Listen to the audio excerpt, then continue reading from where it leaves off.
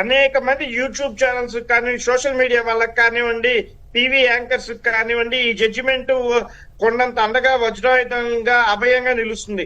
పోలీసులు ఎట్లా పడితే అట్లా అరెస్ట్ చేస్తారేమోనని చెప్పి చాలా మంది యూట్యూబ్ ఛానల్స్ వాళ్ళు కానివ్వండి, వ్యాఖ్యాతలు కానివ్వండి, వారు నోరు అణుచుకోవాల్సి వచ్చి వారు నిజాన్ని నిర్భయంగా బయటికి రాలేని స్థితిలో ఈ రోజు సుప్రీంకోర్టు ఇచ్చిన తీర్పుతోటి నిజాలు మాట్లాడితే మనకేం నష్టం ఉండదు, ప్రభుత్వం చేసే అరాచకాన్ని ప్రశ్నిస్తే మనకేం నష్టం ఉండదు, పోలీసులు చేసే అరాచకాన్ని ప్రశ్నిస్తే మనకేం నష్టం ఉండదు, మన గిరిలో మన లక్ష్మణ రేఖలో మనం ఉంటే ఎటువంటి తప్పు లేదు అనేది ఈ రోజు సుప్రీంకోర్టు తీర్పుతో సుస్పష్టమైందండి.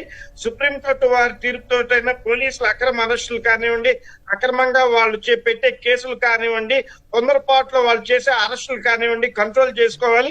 అట్లానే సుప్రీంకోర్టుకి ఎవరన్నా ఎస్సీ ఎస్టీ తెనాలి బాధితుల విషయంలో కూడా వెళ్లి ఇట్లా అన్యాయంగా రాజ్యాంగాన్ని కాలరాస్తూ వాళ్ళని కొట్టారనే దాని మీద కూడా సుప్రీంకోర్టుకి వెళ్తే ఆ కొట్టిన పోలీసులు ఉద్యోగాలన్నీ పోవటం ఖాయము.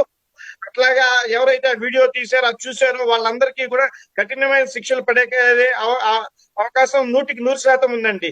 ఈ కేసులో కూడా చక్కగా సుప్రీంకోర్టుకి వెళ్లి కొమ్మినేని శ్రీనివాస్ గారి న్యాయవాదులు చక్కటి తీర్పును తీసుకొచ్చారు. నిజాన్ని నిర్భయంగా చెప్పే జర్నలిస్టులందరికీ కూడా ఈ తీర్పు చాలా మీరు అన్నట్టుగా వజ్రాయుధంలాగా ఉంటుంది ఈశ్వర్ గారు.